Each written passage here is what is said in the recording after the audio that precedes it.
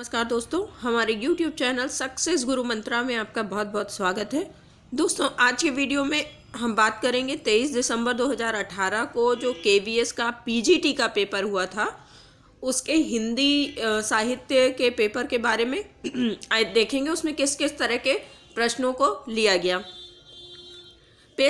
जो प्रश्न नंबर 71 से प्रश्न नंबर 150 तक हिंदी के प्रश्न पत्र थे। इसके पहले जीके, जीएस, रीजनिंग, इंग्लिश सब कुछ मिला जुला के थे। तो आज की वीडियो में हम हिंदी साहित्य के प्रश्नों को देखने जा रहे हैं। प्रिंट थोड़ा सा अच्छा नहीं आ पाया है क्योंकि पेपर मुझे मिलने में बड़ी दिक्कत हो गई। जितना मिला है वो मैं आपके सामने लेकर आ गई हूँ। आइए देखते हैं। निम्नलिखित वाक्य में रेखांकित पदबंध का नाम चिन्हित कीजिए। वाक्य है, सुनिए, आपने खाना खा लिया हो तो सो जाइए ना। और इसके जो ऑप्शन दिए गए हैं वो है सर्वनाम पदबंध, क्रिया संज्ञा पदबंध, क्रिया पदबंध और क्रिया विशेषण पदबंध। इसका आंसर होगा डी, क्रिया विशेषण पदबंध। अगला प्रश्न है 4 खंडों में प्रकाशित बच्चन की आत्मकथा का प्रथम खंड कौन सा है? सारे खंड दिए हैं। बसेरे से दूर, नीड़ का निर्माण, क्या भूलूं क्या याद करूं और 10 द्वार से सोपान तक।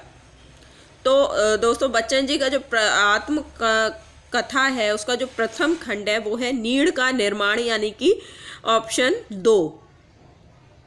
नीड़ का निर्माण, बसेरे से दूर, फिर क्या भूलूं क्या याद करूं और फिर 10 द्वार से सोपान तक। अगला प्रश्न है, प्रमुख रूप से किस कवि के आधार पर आचार्य रामचंद्र शुक्ल ने अपने साहित्यिक प्रतिमान निर्धारित किए? तो इसमें जैसा कि सब लोग बता रहे हैं, इसमें उत्तर कबीरदास जी होगा। Option A. ऑप्शन दिए गए हैं कबीरदास, तुलसीदास, केशव दास और सूरदास। अगला प्रश्न, निम्नलिखित पुस्तकों में से लक्ष्मीकांत वर्मा की लिखी पुस्तक कौन सी है? पुस्तकों के नाम दिए गए हैं, कविता के नए प्रतिमान, नई कविता के प्रतिमान, नई कविता, स्वरूप और समस्याएं, कविता के साक्षात्कार। तो इसमें ऑप्शन होगा दूसरा, नई कविता के प्रतिमान।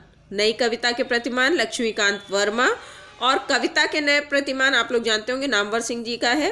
नाम में कंफ्यूज होने की ज़रूरत नहीं है।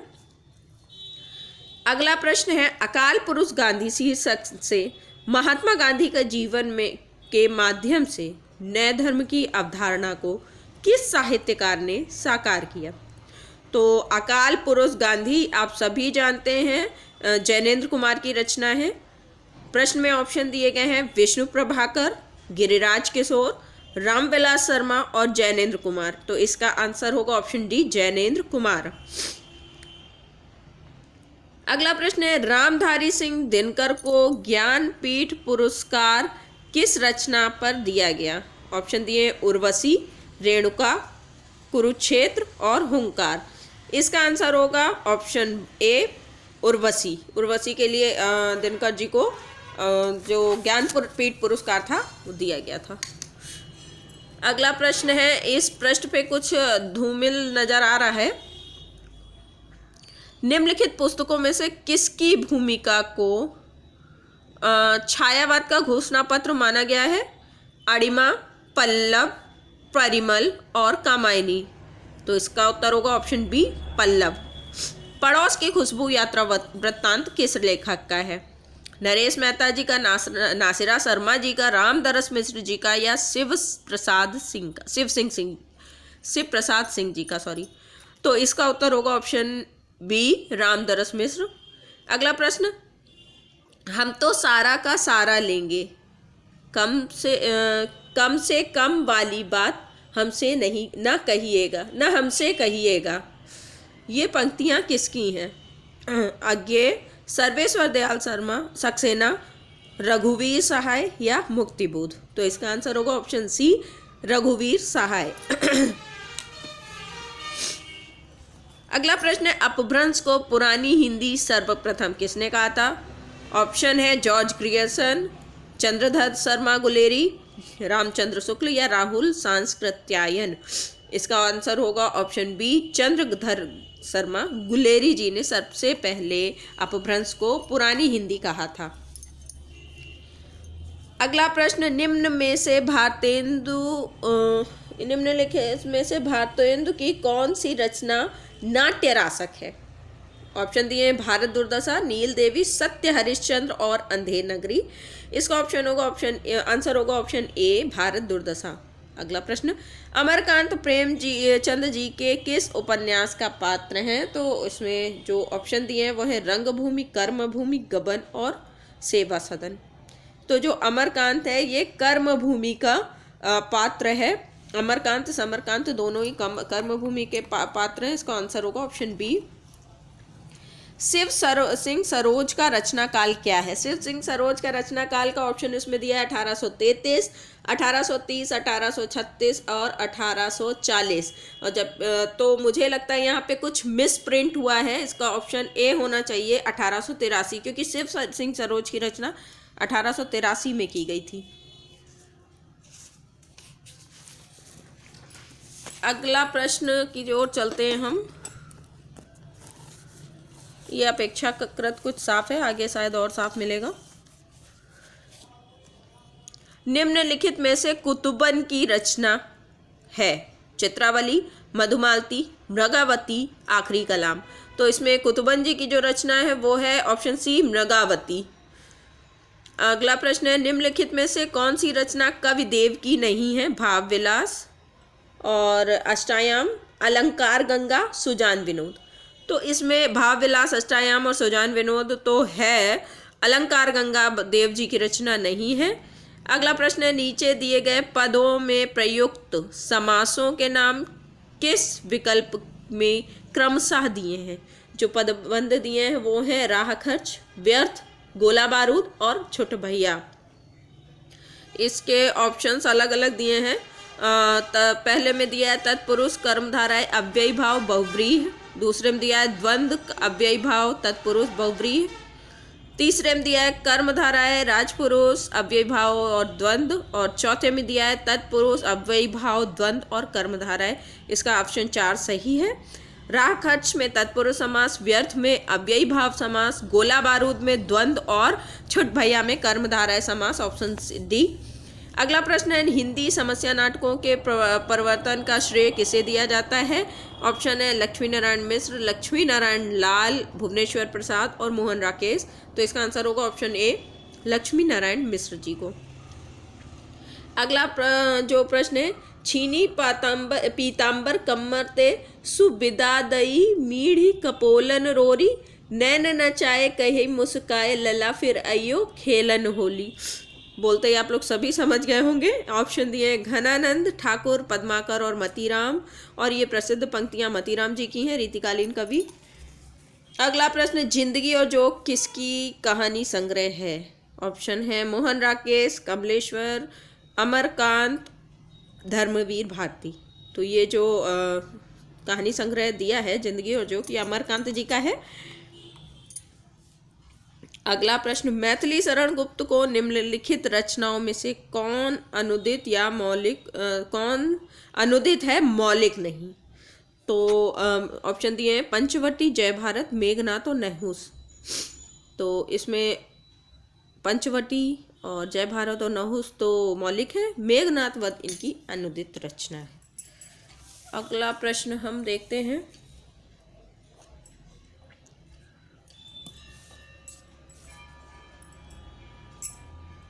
आह वेदना मिली बिदाई मैंने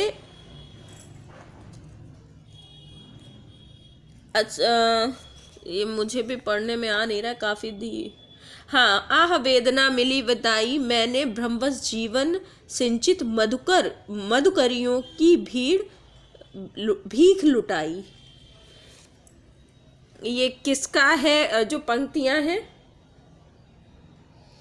विशाख, कामना, स्कंदगुप्त और ध्रुव स्वामिनी में किस नाट्य गीत में जयशंकर प्रसाद जी की पंक्तियां हैं? तो इसका आंसर जो होगा ऑप्शन सी, स्कंदगुप्त। यहाँ पर कुछ एक तो एकदम ही गड़बड़ हो गए हैं, कुछ लाइटिंग की भी समस्या आ रही है। मुक्ति बोध की ब्रह्म राक्षस किसका प्रतीक है, प्रतिनिधि है? मुक्ति बोध का ब्रह्म राक्षस का प्रतिनिधि है? बुद्धिजीवी वर्ग का, पूंजीपति वर्ग का, निम्न वर्ग का या सर्वहारा वर्ग का? इसका आंसर होगा ऑप्शन सी, निम्न वर्ग का।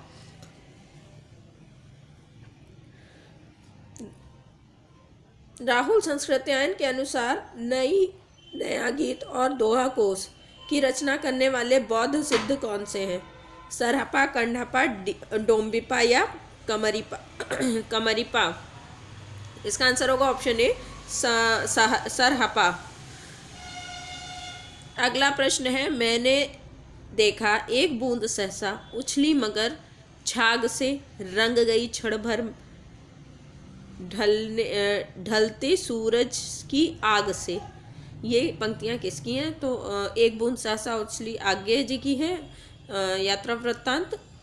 ऑप्शन दिए हुए आज्ञेय, जगदीश गुप्त, भारत भूषण अग्रवाल और गिरिजा माथुर। आंसर होगा इसका ऑप्शन ए, आज्ञेय।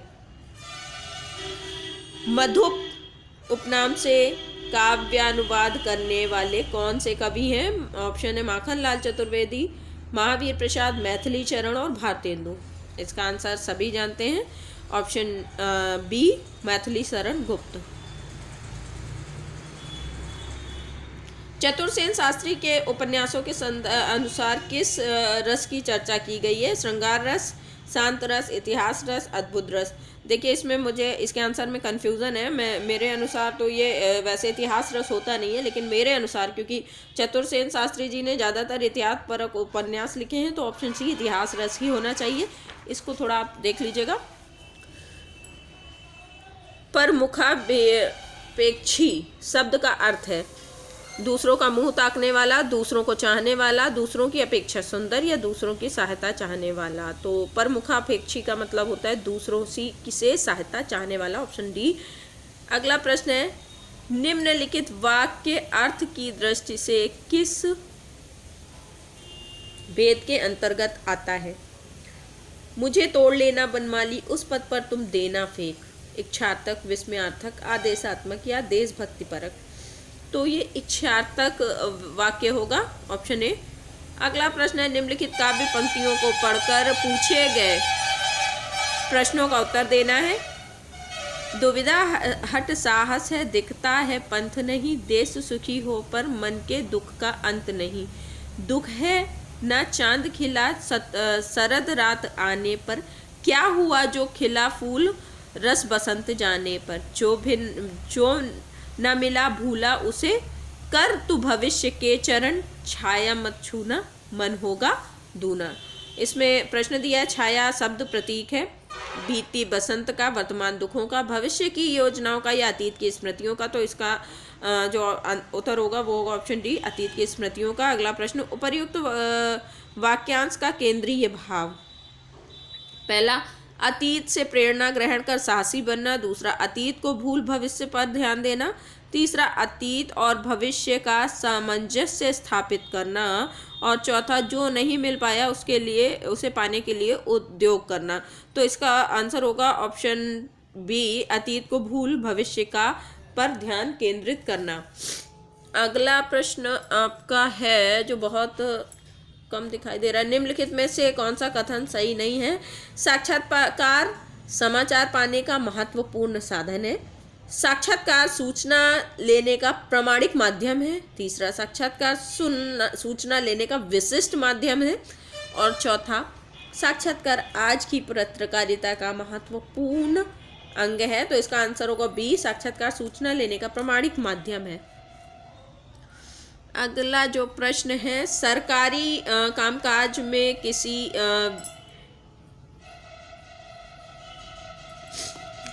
सरकारी कामकाज में, ये दोस्तों मुझे बिल्कुल भी क्वेश्चन पढ़ने में नहीं आ रहा है। चलिए आगे देखते हैं। निम्नलिखित में से कौन सा तत्व कहानी लेखन के लिए नहीं है? ऑप्शन है चरित्र, परिवेश, तुक और भाषा। तो इसमें तुक होगा, तुक कहानी के लिए आवश्यक नहीं है, ऑप्शन सी। अगला प्रश्न है, बहुत ज़्यादा लाइट प्रिंट आउट आया है मैं आपको कोशिश करूँगी कि आगे सही सलामत आपको प्रश्न मैं दिखा दूँ। फीचर किसी घटना, व्यक्ति, वस्तु, स्थान पर लिखा गया विशिष्ट आलेख है। फीचर कल्पनाशीलता और सृजनात्मकता कौशल के साथ मनोरंजक शैली में प्रस्तुत किया गया आलेख है। फीचर समाचार मूलक भी हो सकता है और विशिष्ट व्यक्तियों के ऐतिहासिक स्मारकों और त्योहार और मेलों के प्राकृतिक आपदाओं पर लिखा जा सकता है। फीचर अनिवार्य रूप से समाचार का विस्तृत रूप है। देखिए इसमें मुझे इसका आंसर बहुत ज़्यादा कंफर्म नहीं है, तो इसको आप लोग चेक कर लीजिएगा।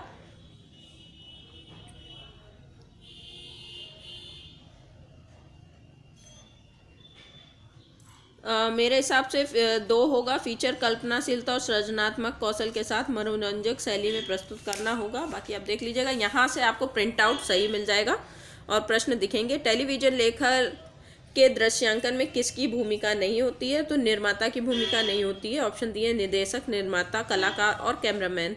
ऑप्शन होगा बी निर्माता। अगला प्रश्न है, रसात्मक वाक्य ही काव्य है।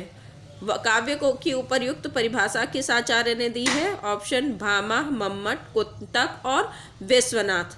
तो इसका ऑप्शन होगा ऑप्शन 4 विश्वनाथ। अगला प्रश्न, टेलीविजन पटकथा के दृश्यांकन में दृश्य प्रतिबंध की तकनीक की व्यवस्था कौन करता है? निर्माता, निर्देशक, निर्माण सहायक, रूप सज्जाकार या अभिकल्पकार। तो इसका उत्तर होगा ऑप्शन ए निर्माता निर्देशक। अगला प्रश्न, निम्नलिखित में से कार्यालय हिंदी का कौन सा क्षेत्र नहीं है? अनुवाद, रचनात्मक लेखन, प्रतिवेदन या संक्षेपण। तो इसका उत्तर होगा ऑप्शन बी रचनात्मक लेखन।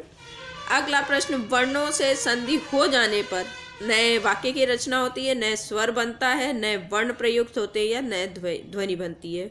इसका उत्तर होगा ऑप्शन सी नया वर्ण प्रयुक्त होता है। अगला प्रश्न, सेवा सदन का प्रकाशन वर्ष है 1916, 1918, 1920 या 1915। तो इसका भी ऑप्शन बी ही सही है, ऑप्शन बी 1918। अगला प्रश्न, किस कल्पना की उत्पत्ति के आधार पर शब्दों के भेद किए गए हैं? उसमें उत्पत्ति के आधार पर शब्दों के भेद बताने हैं। उपसर्ग, पहला ऑप्शन है उपसर्ग प्रत्यय संधि समास, या एकार्थी अनेकार्थी पर्याय विलोम, या तत्सम तद्भव देश आगत, या तत्सम अर्ध तत्सम देशज और दीर्घ। तो इसका उत्तर ऑप्शन सी होगा तत्सम तद्भव देश आगत। रामचंद्र शुक्ल जी के अनुसार गुरु ग्रंथ साहब में रैदास के कितने पद संकलित हैं? 35, 80, 45 या 40। तो इसका आंसर होगा ऑप्शन डी 40।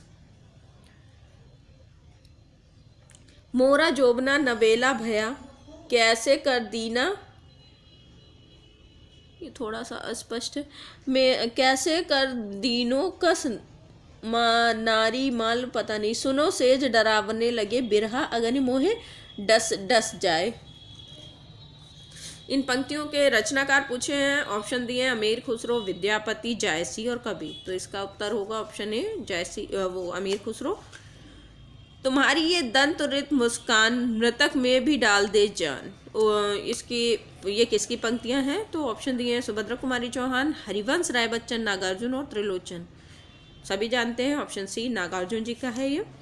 गोरख जगायो जोग भगति भगायो लोग का पंक्तियां किसकी हैं? कबीर जी, तुलसी जी, सूरदास या गोरखनाथ जी की हैं। तो इसमें ऑप्शन बी होगा तुलसीदास जी।